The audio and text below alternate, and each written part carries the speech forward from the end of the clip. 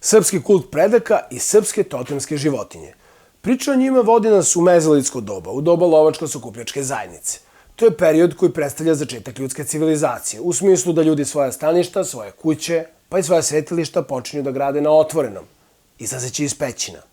Srbi su jedini narod Evrope koji ima preživele ostatke kulta predaka u svakodnevnim običajima. I što je najvažnije, najoriginalniji srpski običaj, srpska slava, zapravo u svojoj osnovi jeste hristijanizovani kult pretka, zadušnički pomen pretku. Sem toga, kod Srba je preživao i običaj spaljivanja badnjaka i uvođenja položajnika, to jest polaženika na Božić, što je jedan od najznačajnijih kulturoloških spomenika mezolitske preistorijske kulture. Kod Srba je u prošlosti polaženik bila životinja. U toj životinji, prema starim prasrpskim verovanjima, jeste duh pretka.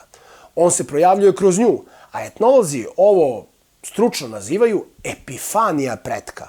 Epifanija je jako zanimljiv starogrčki pojam, jer prvi deo složenice epi, odnosno ep, potiče od srpske reči ob, dok drugi deo reči, starogrčko fano, odnosno faino, potiče od starijeg srpskog oblika van, to jest ono što je izvan. Preslavljeno na srpski, epifanija je zapravo ono što se obvanilo, ovanilo, izašlo van u određenom obličju. I u 20. veku puno je svedočanstava o uvođenju vola ili jarića kao polaženika u kućni, to jest ognjišni prostor srpske kuće, a upravo taj ognjišni prostor kuće jeste oltar oboženog pretka zaštitnika.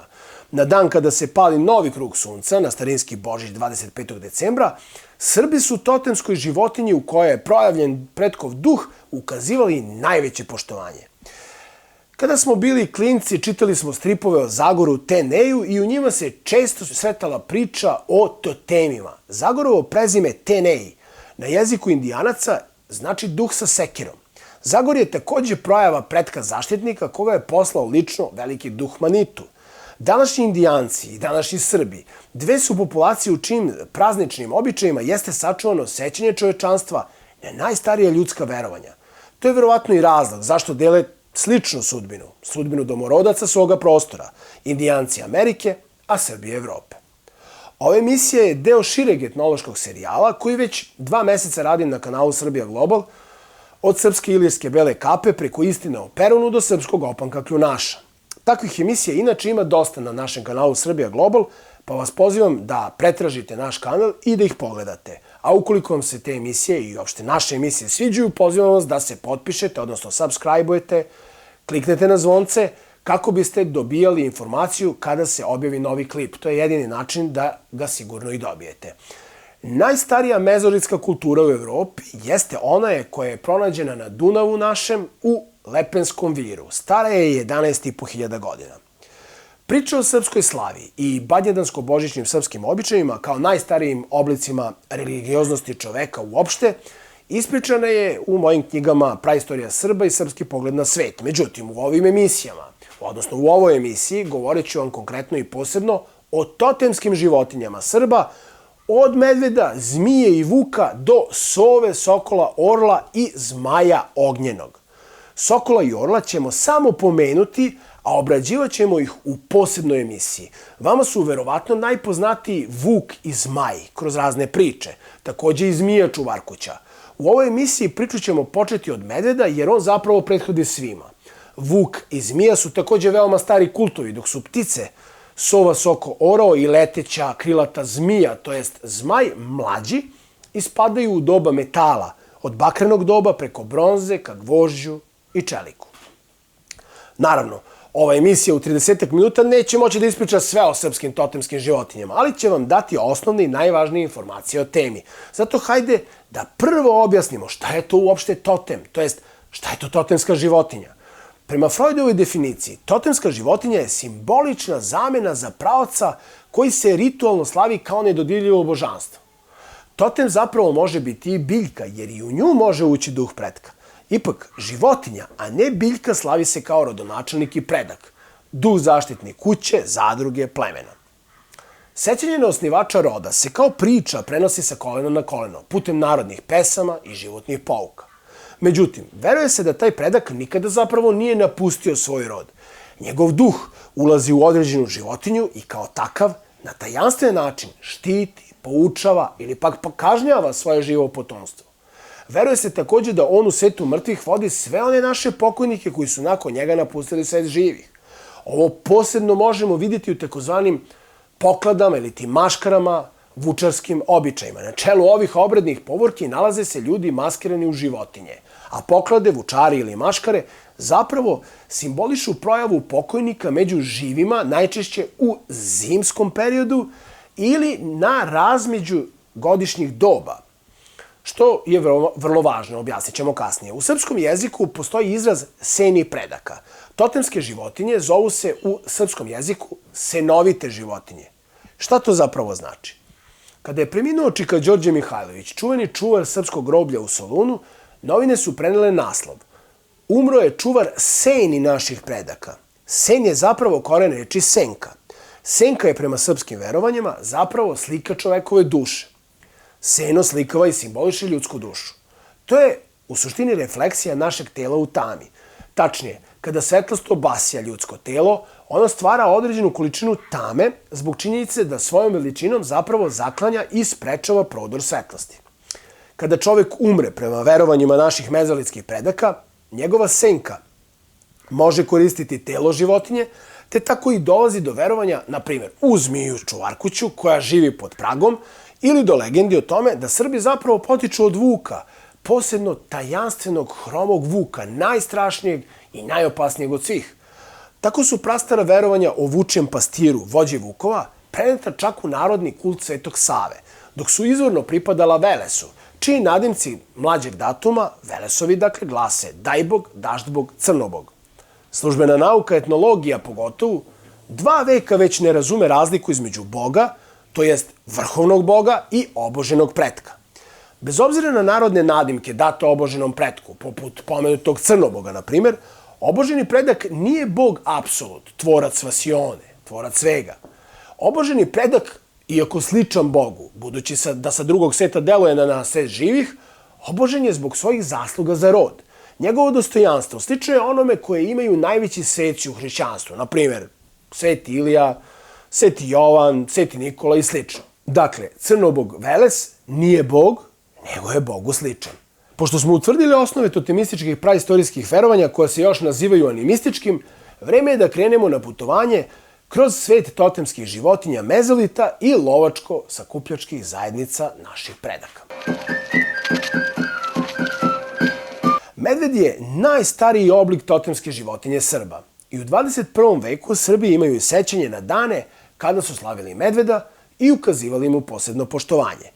Upravo priča o srpskom slavljenju medveđih dana daje nam i dokaze da su baš Srbi, ti takozvani Iliri, koji su imali kult velike majke Teute. O tome više u narednih par minuta. Prema objašnjenju doktora Sretena Petrovića, istaknutog srpskog etnologa i počivšeg profesora Filozofskog fakulteta, totemske životinje mezolita birane su u skladu sa time od koga su se ljudi najviše bojali tokom svog boravka u šumi, lova ili sakupljanja plodova. Ovo viđenje ima osnova, naravno, i verovatno je dobrim dijelom tačno. No, u slučaju medveda, njegovo ime, to jest reč kojim su ga naši preci opisali, govori doslovno i ubedljivo o tome zašto su ga zapravo smatrali predačkom senovitom životinjom. Njegovo ime sastavljeno je od 2 reči, med i ved. Med je potpuno jasan, a ved je korenska reč sa širokim značenjem vida, uvida, to je znanja, ali i vođenja u skladu sa činjenicom da onaj ko nešto zna, ima uvide u nečemu, o tome i veda, to jest poveda, propoveda i onda nas vodi ka određenom cilju. Koren ved vidimo na primjer u rečima uvedi, povedi, dovedi. Medved, dakle, ima znanje, vedu uvid o tome gde je med. Med koji su pčele pravile u krošnjama drveća, prirodnim košnicama. Prateći medveda, ljudi mezolita su zapravo bili vođeni do meda. Medved je onaj koji zna, vidi gde je med i vodite do meda. Med je bio jedna od najvažnijih hrana u mezolitu i što je još važnije, bio je lek u tadašnjoj prirodnoj medicini. Reč medicina takođe u korenu ima reč med. Prastaru reč praevrope i praevroazije, koja se kasnije prenela i u indijski sanskrit. Dakle, medved kao videlac i vodilac do meda nije mogao biti drugačije shvaćen nego kao senovita životinja u kojoj je duh pretka praoca roda, koji na tajanstven način svoje potomke vodi do supstance ključne za njihov opstanak. Medved ima znanje i o kalendarskim fenomenima, jer se upravo on pojavljuje u čuvenom srpskom običaju gledanja šta medved radi na Sretenje. Na dan kada se sreću zima i leto, to jest kada godišnje kolo menja smer i kreće ka gore, kako bi izašlo iz podzemne zimske zone, Srbi gledaju da li će medved vidjeti svoju senku i da li će se vratiti u pećinu. Ako sunce sija i medved vidi svoju senku, to nije dobar znak, jer će onda zima još trajati. Srpsko kalendarsko znanje zapravo ima dubinsku mudrost o tome da ako zima ne izbaci dovoljno hladnoće u januaru i februaru, ona će se produžavati i u martu.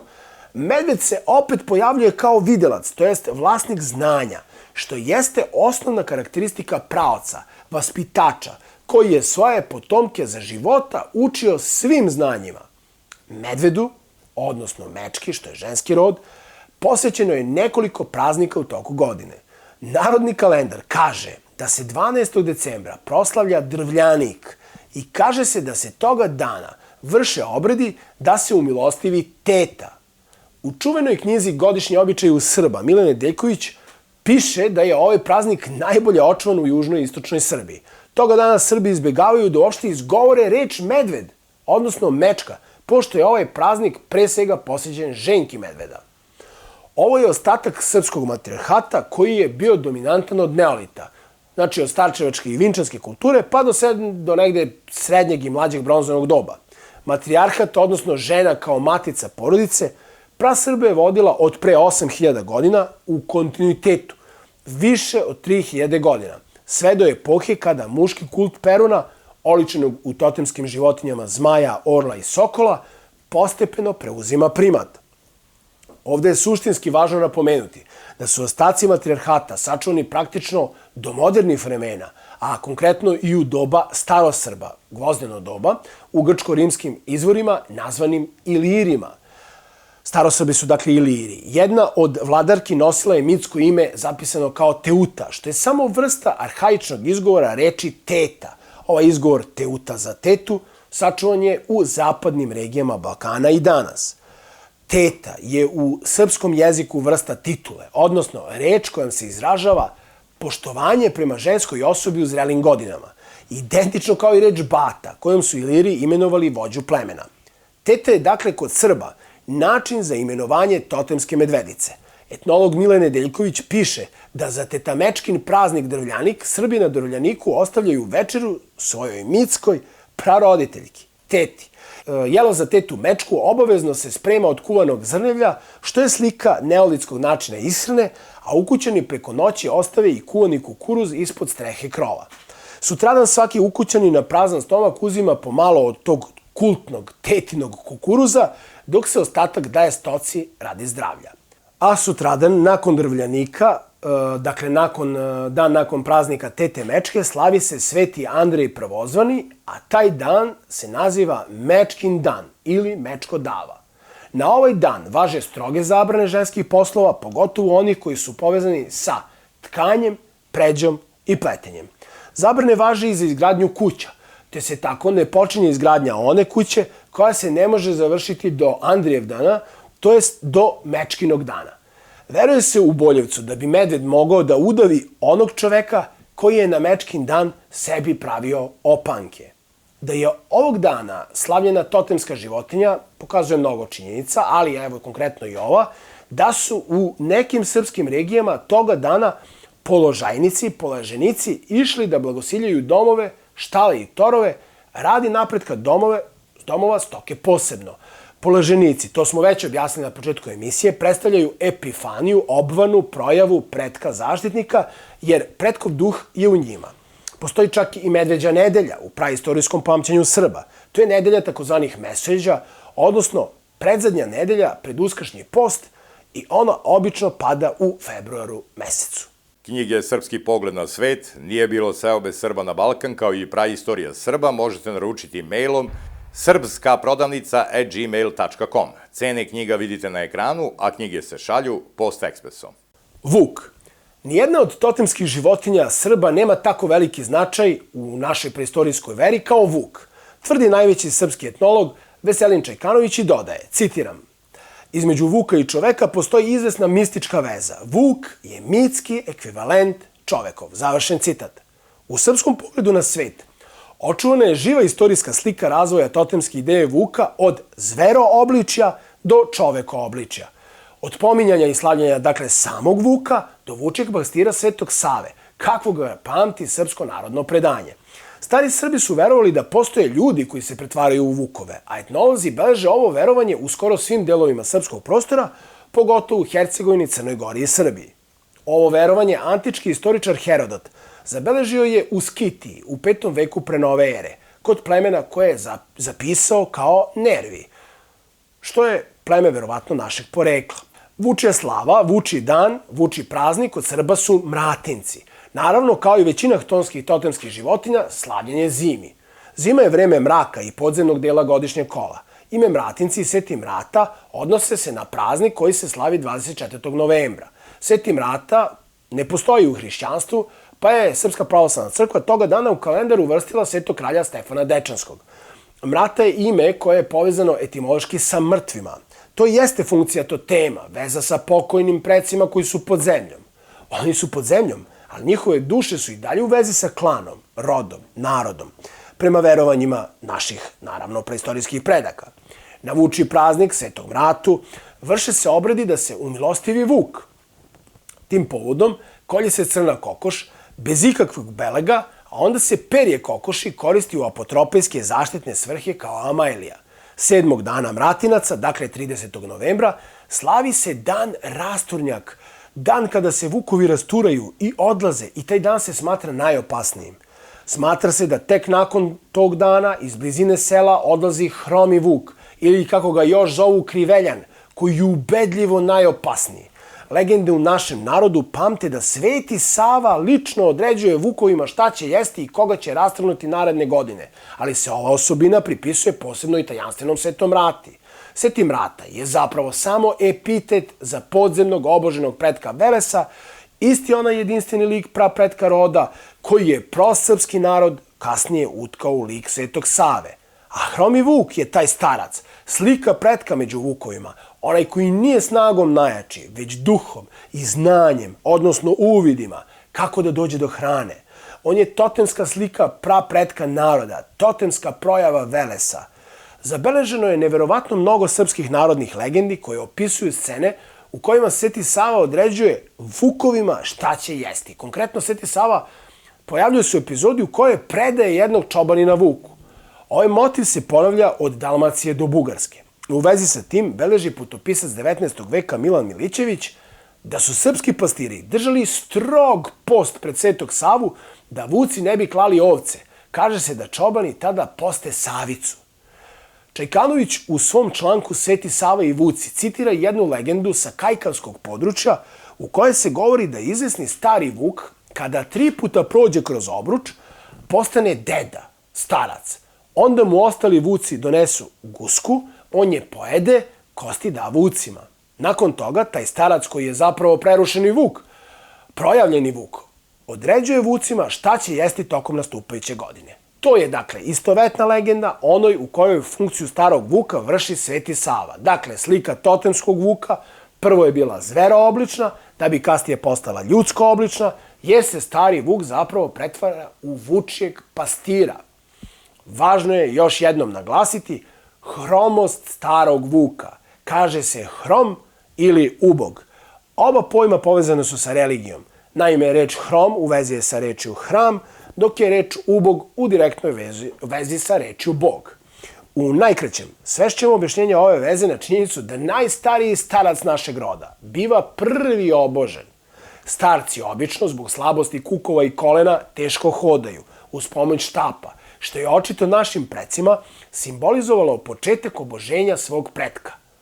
Njegovo oboženje potpuno stiže nakon smrti kao rezultat njegovog staranja za zajednicu, rezultat činjenice da je dao život potomcima, nahranio ih i vaspitao, odnosno naučio veštinama kako bi opstali i produžili rod.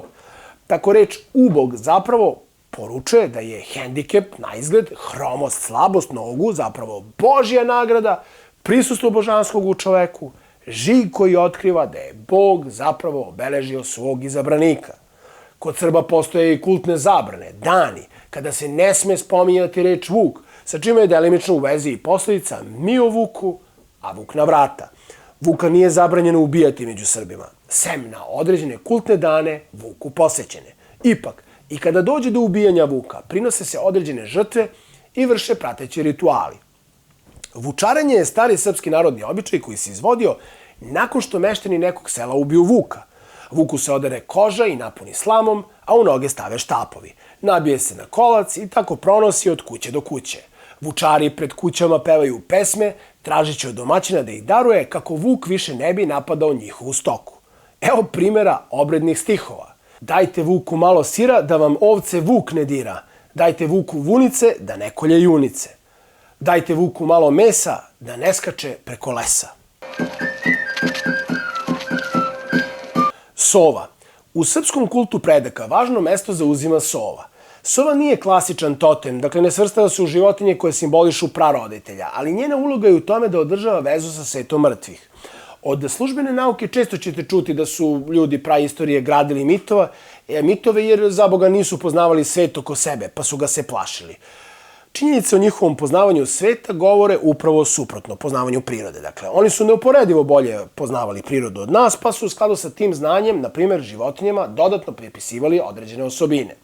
A osobina sove jeste da deluje noću, da u mrklom mraku projektuje svetlost, to jest vid. Sove vide u mraku toliko dobro da na ogromnoj udaljenosti uočavaju i love veoma sitne životinje, najčešće glodare. Sova ima velike izbuljene oči, a paradoks predstavlja činjenica da ona zapravo vidi na daljinu, jako veliku daljinu, ali ne može da vidi na rastojanju manjem od 10 cm. Vid je u srpskom pogledu na svet zapravo najvažnija božanska osobina, te je zato sovi pripisivana velika moć i smatrano je da ostvaruje veze sa božanskim svetom. Ipak, kao noćna ptica, povezivana je pre svega sa svetom mrtvih. Ona je ta koja ima vid znanje o tome šta se dešava u svetu mrtvih, pa odatle proističe njena sposobnost da javlja kad će neko umreti, ali i kada će se dete roditi, budući da je rađanje takođe povezano sa svetom predaka. Ono što najčešće čujemo o sovi jeste da je ona mudra. Ovo je vrlo problematičan opis sove jer je nastao kasnijim domišljanjima. Objasnit ćemo to. Naime, u starogrčkom jeziku postoji reč Sofija. Nama najpoznatija kao deo složanice iz reči filosofija, ljubav prema mudrosti kako se često prevodi. Sofija potiče od reči sofos, a sofos od reči sova. Kada poništimo proces spirantizacije i starogrčke reči vratimo u pređašnji oblik, filo vraćamo u voli, a sofos u sova. Volosovija, a ne filosofija, bi bila ta predgrčka reč koja opisuje ljubav prema znanju. Međutim, to znanje zasigurno nije bilo mudrovanja, zasigurno ne neko nadmudrivanje ili pametovanje. Sofija, sofos ili ti sova jeste uvidsko znanje koje proističe iz osobine vida, videlaštva, jer je zapravo proisteklo iz pojma sove, koja ne mudruje, već jednostavno vidi u mraku. Važno je naglasiti da sofos, sovos, doslovno i izvorno u starogrčkom jeziku označava znanje i sposobnost čoveka da se bavi zanatima i muzikom, to jest delatnostima za koje je potreban talenat, dar, naravno i posvećenost. Ovo je važno naglasiti jer se zanati u starosrpskom i staroevropskom pogledu na svet uvek povezuju sa oboženim pretkom, vaspitačem, koji je mitski učitelj, onaj koji je, poput Svetog Save u srpskom narodnom kultu, ljude naučio svim zanatima. Sova, budući da ostvaruje direktnu vezu sa svetom predaka, jeste zapravo glasnik njihovog sveta. U našem opisu sove pominjemo više puta narodni kult Save. Lako se može primetiti da etimološka veza između sove i Save nije samo zvučna. Naime, reč Saba, od koje se smatra da potiče ime Sava, u aramejskom jeziku označava staru osobu, dedu, pretka. Kada znate šta je sova i kakve ona ima veze sa svetom predaka, onda vam je jasno i zašto se u starogrčkom jeziku njenim imenom nazivalo videlaštvo i znanje, te zašto se u aramejskom njome nazivao predak. Važno je naglasiti takođe da starogrčka boginja Atina, takođe predstavljena kao ptica, odnosno njen simbol je sova, a Atina se smatra boginjom znanja i mudrosti. Zmija i zmaj. Na kraju emisije u okviru iste celine obrađujemo dve povezane totemske životinje Srba. U narednih nekoliko minuta shvatit ćete zašto je zmiju i zmaja potrebno sagledavati kao celinu. Zmija čuvarkuća i zmaj zaštitnik su dva lica istog verovanja u pretka zaštitnika. Dva lica, ali u dva preistorijska različita perioda. Zmija je imenica ženskog roda i odnosi se na gmizavca koji veliki deo života provodi u zemlji. Zmaj je imenica muškog roda, predstavlja zmiju koja se uspravila i dobila krila. Ona ne živi u zemlji, nije osuđena na gmizanje, već je poletela ka nebu. Sada nas zanima zašto bi uopšte zmija dobijala krila, te šta se zapravo krije iza ove zagonetke. Ali pre toga, reći ću vam da sam pre 3 godine uradio emisiju pod nazivom Kućni prag u srpskom kultu predaka, u kojoj sam detaljno objasnio srpsku totemsku zmiju čuvarkuću. Kao prava projava pretka zaštitnika, zmija čuvarkuća, veruje se, živi pod pragom kuće.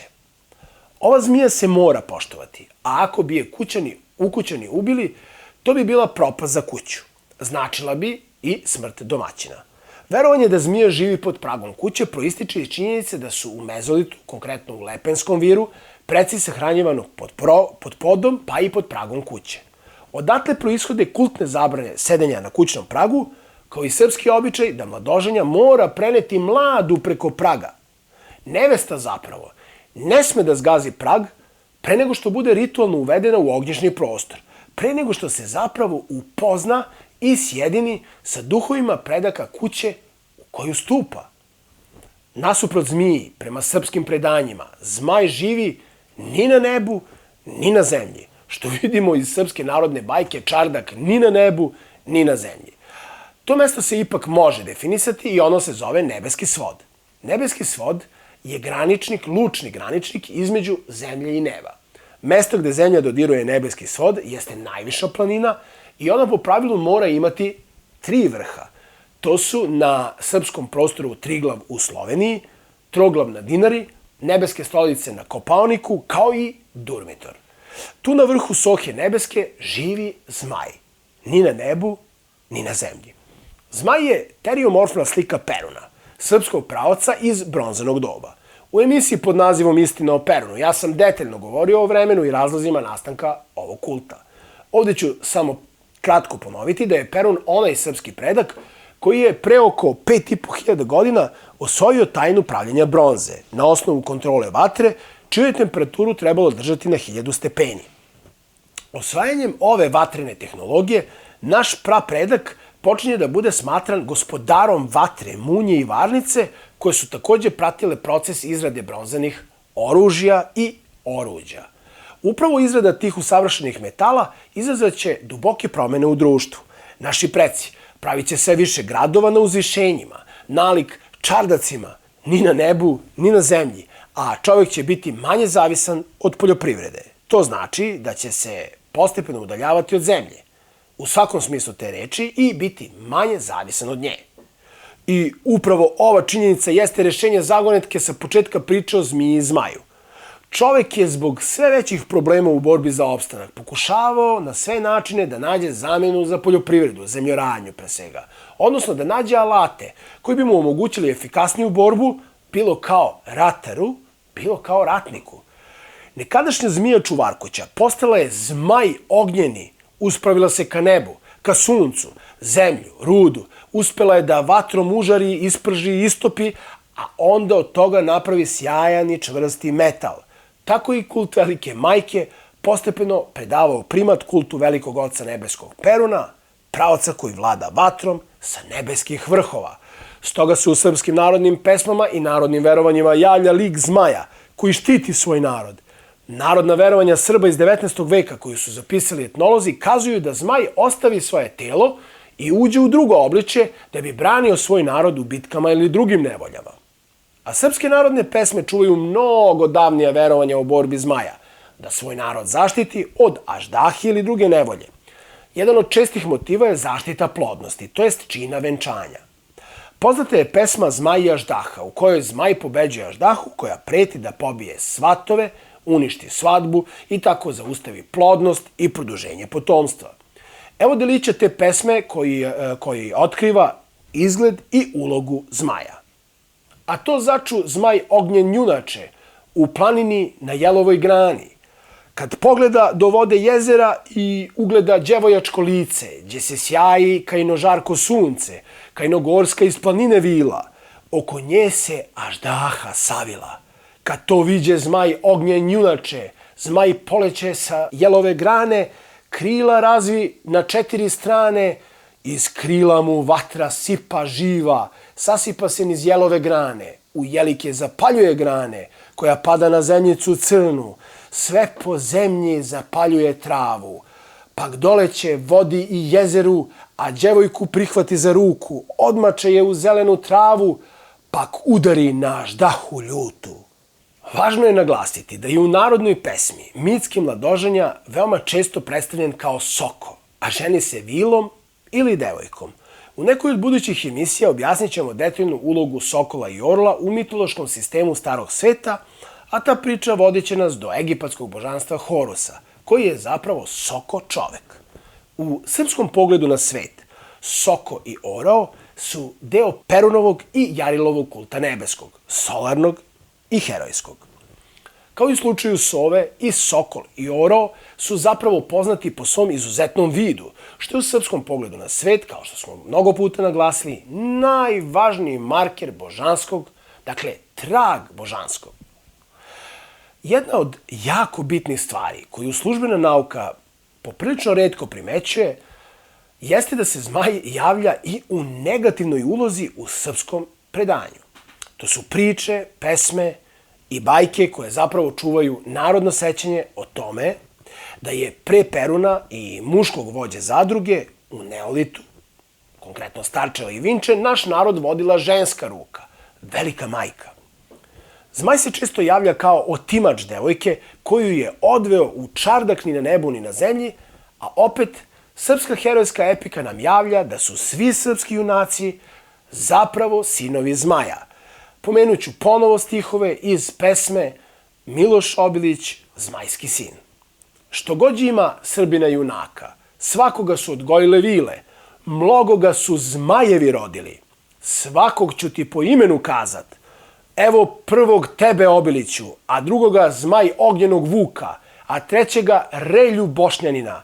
Zmajeva je i on porodica, a četvrtog Banović Sekulu, i njemu je zmaj ognjeni babo, a petoga Banović Strahila, i njemu je zmaj ognjeni babo, a šestoga Ljuticu Bogdana, i njemu je zmaj ognjeni babo, a sedmoga Kraljevića Marka, i njemu je zmaj ognjeni babo, svaki ima zmajevu biljegu.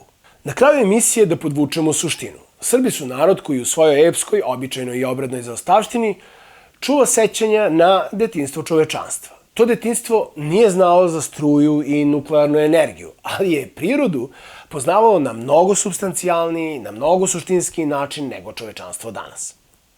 Iz tog poznavanja prirode proistekle su poetske poučne priče i prirodna teologija. U ovoj emisiji mi smo prikazali najraniju fazu pogleda na svet, dakle srpskog pogleda na svet i staroevropskog naravno, a to je mezolit, lovačko-sakupljačka zajednica na srpskom prostoru predstavljena kulturom Lepenskog vira. Naš narod čuva živo sećanje na ovo vreme i ovu kulturu, što samo znači da su koreni našeg naroda baš tamo, pod podovima kuće i hramova lepenskih praotaca. Knjige Aleksandra Šargića promenile su pogled na srpsku istoriju i etnologiju. Knjige Nije bilo seobe Srba na Balkan, Srpski pogled na svet i praistorija Srba pružaju niz kritičkih dokaza koji pobijaju laži o našem poreklu, starosti srpskog jezika i običaja i daju realnu sliku istorijskih izvora umesto nametnute paradigme o narodu bez korena. Knjige se naručuju putem maila srpskaprodavnica@gmail.com. Cene knjiga možete vidjeti na vašim ekranima, a na mail je potrebno poslati ime, prezime, adresu, grad i kontakt telefon, jer se knjige šalju post ekspresom.